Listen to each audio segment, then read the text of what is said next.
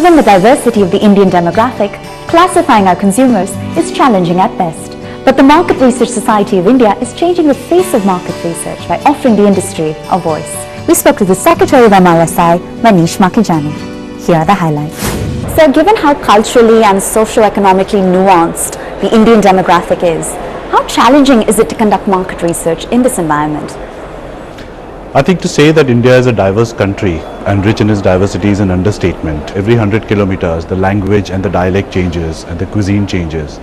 Doing research in such a diverse environment is quite challenging in itself. The other challenge that India offers is geographical diversity. So we've got about 7,000 cities in India, and we've got about 600,000 villages in the country spread all across the geography. That offers a huge challenge.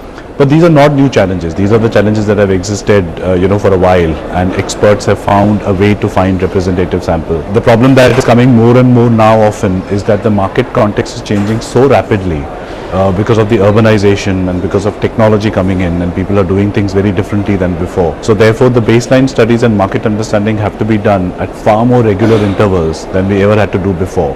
Well, to help put it into context, in your everyday role at Hindustan Unilever, for example, what role does market research play in everyday decision making?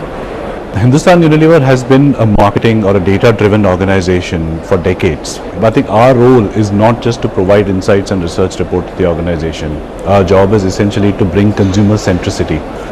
It stems from the firm belief really that you can't be a good marketeer unless you understand your consumers intimately, which means that each and every marketing person has to be insightful, just like each and every insight manager has to understand marketing.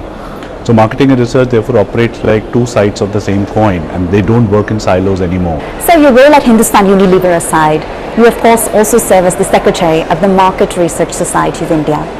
How do the buyers and sellers of research services benefit from this affiliation? So Market Research Society of India is an organization that brings all the researchers and the insight professionals in the country together. But equally importantly, if not more, is that being part of the managing committee of MRSI and being a secretary, it allows me to shape the agenda for the industry far more than before. What are the new methods that we should bring in? How do we use technology, for example? How do we bring analytics into the research industry? How do we attract new talent? Well, now that we've understood the complexities of the Indian consumer, we know that you've worked both domestically and internationally in varying market research environments. What have been some of the key differentiators in your view? I think because of the culture and perhaps because of our education system as well, we Indians tend to be very technical in our thinking. We love our methodologies, we love our techniques, and we love having a technical conversation. But when I look at some of the Western countries in particular, I think they tend to be better storytellers. So those are some of the differences. Obviously you need both of them to do the right job, but it's a balance that need to be struck perhaps a little better in different parts of the world. Switching gears a bit to new age market research, through the lens of a market research professional, what do you consider to be the most promising technologies that have the potential to change the face of market research? Technology, I think, is no longer a tail that's wagging the dog. It's become the mainstay of the industry, and for the right reasons. If you try to do market research and surveys in an offline mode, then you may or may not necessarily get the right insights. Absolutely. You have to be online with the consumers. You have to be part of the chatter. You have to be part of the conversation and engage with consumers in that mode to observe the right behavior and understand what's going on there. Another big shift that's coming in is in the form of artificial intelligence. With the exponential rise of the processing power of computers, you can now analyze the data at a far faster speed, and you can analyze a lot more data than before.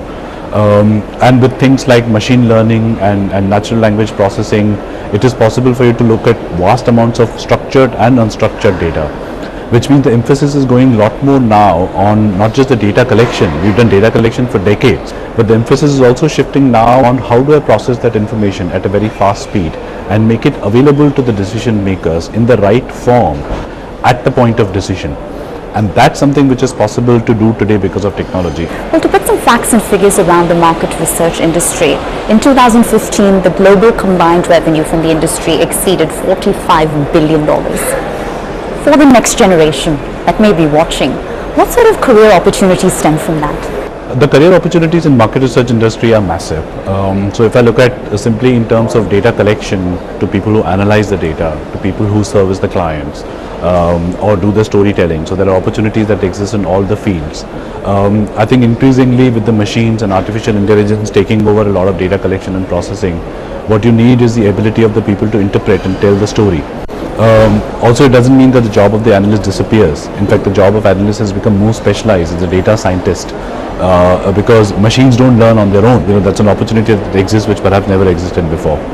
Well, putting on your MRSI hat for a moment, we've come to understand that many market research professionals stumble into this field accidentally, if you will.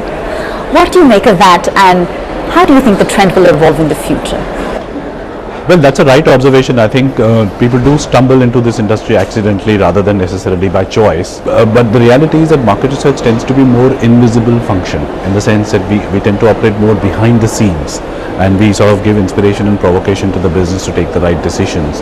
As part of MRSI or as part of one of the industry leaders in an organization like HUL, I think it's our job to give the right perspective to the fresh talent coming in, particularly in the industry, and say, this is what the opportunities are and this is what you can do, because the ability to add value is immense. And now we offer you a 360-degree perspective on the changing face of market research. You'll hear from everyone, from agencies to enterprises, and from brand strategists to the feet on street. Have a look. India is not a homogeneous country.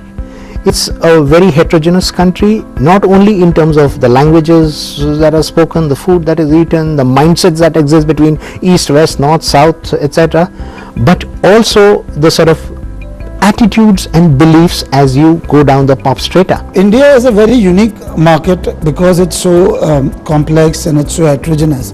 Market research activity also becomes a very challenging business.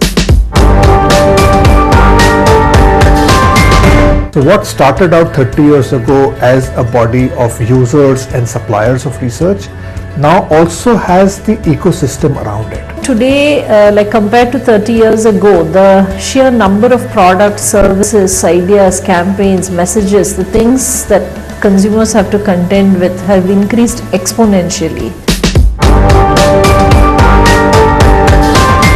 Market research matters because the business cannot take decisions blindly. You end up spending so much of money into a new product development, new advertising creation and so on and so forth, and if you do not conduct research, you may have gone with your gut feel or somebody's gut feel. In case it does not match, then you have a problem. Unless you understand your market and your consumers well, you'll never be able to point your efforts or your resources to the right direction. The products that we use, the services that we use, all that comes as a result of the efforts gone into market research.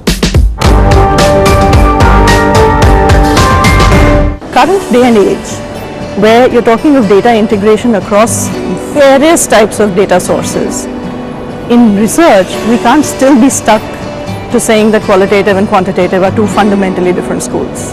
It just doesn't matter. What matters to the client is you're able to answer their question. Everything starts from what's the problem that you're trying to solve, or what's the need that you're trying to fulfill. And what is measured can then be managed and then monetized. So the basis of the amount any brand will spend is all dependent on market research. The business that we are in is about understanding human behavior. We are one of the largest exporters of thought leaders into the global market research community. So people look at market research as more of a data collection function. They don't understand that market research is much more in interpretation, and it's a very creative function. See, most market research organizations are fairly flat. You can become, in my view, a managing director of a market research company if you're bright in 10 years. Market research is a profession that allows you perfection because the quality of the work that you do is so much in your hands. So we really had multiple shackles which used to hold the market research industry very tight. These were the shackles of time and location. Clients are looking for is double the insights at half the cost and half the time. It's one big relevance challenge. People talk about brands, people talk about services, and you've got to sift that data out. So that is a major challenge I think that we are still grappling with in the market research industry. When you look at research, you're talking to people. And when you talk to people, you have the ethical right to make sure that their privacy is maintained. Data privacy is at the center of all market research philosophy and thinking. It's not market research which is at loggerheads with the whole data privacy issue, it's the way you do market research. I really think the discipline is where both the parties actually gain value from each other. And there are severe data privacy rules that are coming in place, and if we don't get ourselves armed up, then we might lose access to this data completely. For me, market research always resides on the principle of opt-in. When you talk to consumers, they also value that. Now we certainly see an exponential integration of technology coming into market research across all aspects. Our organization itself, with the use of data analytics, with the use of our customer care centers, etc., I think market research in our organization is now always on. If you ask anybody, do you want to do formal structured market research, then the first pushback is that no, it's too expensive, I don't want to invest that kind of money. The point is that market research has a huge variation in the number of techniques, in the kind of types of research that you can do. There is semiotics, there's design thinking, there is ethnography where you go and observe people, there is what is called netnography. Market research is a very underestimated field. In fact, it is like an engine which actually runs the entire industry, and I think that's really where MRSI really helps. MRSI is bringing in a certain structure and method in doing the business. It is providing a certain kind of a standardization stamp. When we look at the MRSI, one is the ethical professional excellence that we want to kind of embark on. But the other fundamental role that MRSI plays as a body is disseminating information. We also work together to raise the profile of the market research profession in the country. MRSI has always led the charge in the market research industry. So it ensures that all kinds of practices that the market research industry follows are always in line with the code of conduct. When you are going to an MRSI affiliated agency, you can be assured of quality data, quality interviewing, and quality ethics. I think what is important is to be able to predict what are the changes that are happening to consumers in society, and for that market research has to be at the forefront. Given that MRSI comprises of clients, market research professionals from the larger organizations as well as from some of the smaller boutique organizations or specialized organizations, I think it's in a unique position to really form what I would call bridges of understanding. What we need is governments, big data collectors and institutions like MRSI to come together and create policies, processes, systems to really manage this new data flow. I think there is also a non-commercial aspect to it, which being that when you are part of the MRSI or when you are affiliated with the MRSI, you are able to influence the very industry you are part of. MRSI as an institution can actually bring these people together so that the clients can convey their own changing needs and demands. The agencies can convey their own delivery challenges and constraints and actually help the industry grow rather than just be alive and kicking. It's time for a short break, but on the other side, a special feature on the changing face of market research continues. Stay with us. Regardless of what changes with technology or time, the fact that market research is one of the most effective decision-making tools available still is a constant.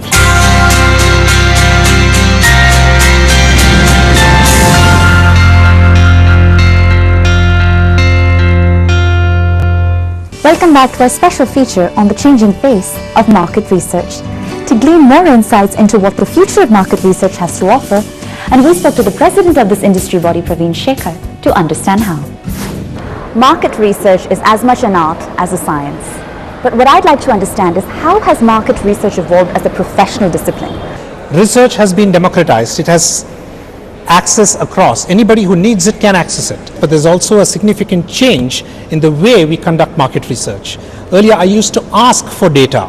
Now data is available everywhere. I need to know where to pick and choose. Well, how have the skill sets of the market research professional changed, and what tools are now available at their disposal? It's not just enough today for me to give you a set of reports saying this is what the research says, go ahead and do what you want. To being an inside professional, working along with the client towards the set outcome. Right? Social media analytics, big data, text mining are three of the big changes, all tool-based changes that have come in, that are shifting the world of I ask and you tell, to you go ahead and talk and I will listen and pick whatever is applicable for my research. Regardless of what changes with technology or time, the fact that market research is one of the most effective decision-making tools available still is a constant. Let's bring the conversation a bit closer to home. So aside from your role at CREA, you are of course President of the Market Research Society of India. Right. How would you describe its mission, its vision? What is it designed to achieve? The Market Research Society of India has been on now close to 3 decades, is a non-profit body simply aimed and set up to propagate the cause of market research. And MRSI is the only association in India that is liaising with corporates, with the government, with any individual who falls into the wider bracket of research and analytics and insights. But help us understand, who are all of the various stakeholders in this MRSI ecosystem? The very core is that member of the general public who answers and provides responses to specific queries. The informant is the core stakeholder, and the code of conduct, MRSI's activities, everything works towards protecting the cause of this key important stakeholder.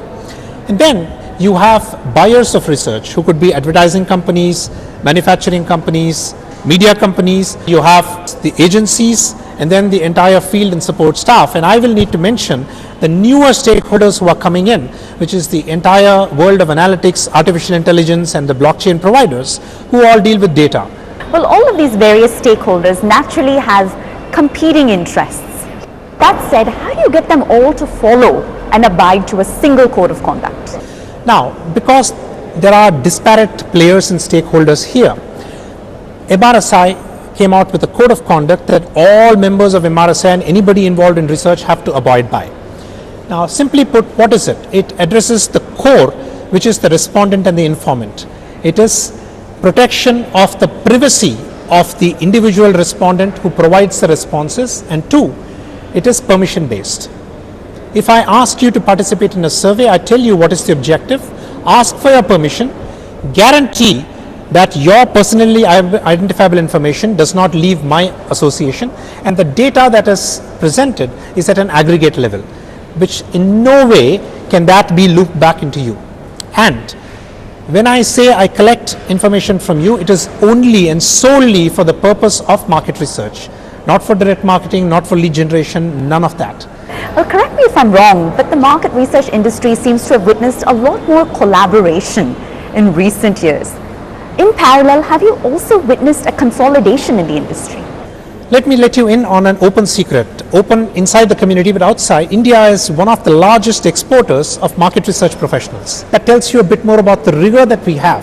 There are so many social non-profit organizations in India, and MRSI has shortlisted a few of them and thrown open a challenge for the younger researcher of India, inviting them to look at the research brief, because each of these non-profit associations has a specific research need. We're calling it the community program. It's our way of giving back to the society. And therefore, who grows? As a research agency, if I work with several of these technology players, my knowledge improves. What happens to the buyer? They end up working with multiple suppliers, picking and choosing what each one has a specialty for. Well, let's talk about MRSI's global affiliations with SOMA, for example, and others. Right? How do you sort of circumvent the cultural nuances that come into play and techniques that vary by geography in the context of market research? Right. You mentioned SOMA, which is the Global Association for Market Research. They have a section that's focused on local associations. By local, I mean India is a local association when the globe is compared. Now, your question was specific to how do we handle cultural differences? How do we ensure what comes in through webinars, through information sessions, and by inviting a whole lot of those speakers to come and participate here, not just for our annual conference, but also for our monthly meetups. You call it local, global, it doesn't matter. With the population moving so much, we really need to know what are the cultural nuances, because that has to be fed back into the questionnaire design, into the sampling design, to address the buyer's specific objective. Now, sir, you mentioned many of the MRSI members in a more traditional context would be considered competitors. How do you incentivize them? How do you encourage them to push the boundaries of market research and achieve excellence? MRSI is a catalyst there. We don't need to push. We just need to facilitate and provide the platform and make sure that there is interference, positive interference. Now, let me give you an example of an initiative called the MRSI Connect. We pick all the technology innovations that happen, anything to do with data, and have a dating session for our members, for them to just find out where is the world heading to. So we are bringing in an external virus deliberately to propagate this kind of collaboration and growth. It's one of the things that's been running for 5 years now. The Datamatics Dr. Lalit Kanodia Award is given for the technology innovation for that year. It's a nomination process, there's a jury that is put in place. Yes, we reward one of our own, but if we don't do that, who else is going to do it? So today, if we had to crystallize market research in a single sentence, we'd perhaps say it's what connects the dots between consumer behavior and business strategy. But what does the future of market research look like? The world of market research is changing. The way we look at market research, it is changing. Let me talk about the researcher. The researcher needs to talk to the technologist, who needs to talk to the design person, who needs to talk to a storyteller, who can look into the past, look at the future that the tool throws up, and come out with a story that the buyer or the research commissioner can look into as an insight. They are significant stakeholders in the entire research journey, because research is a key part of decision making, Pooja.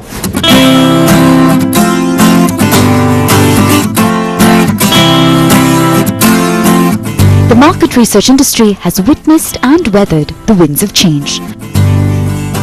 And the Market Research Society of India has navigated these winds while continuing to steer the industry towards increasingly sophisticated market research methodologies that ultimately protect the interests of the end consumer. By facilitating the exchange of best practices in the business of consumer behavior, MRSI is uniting the country's leading market research professionals on a single platform and changing the face and the future of market research in the process.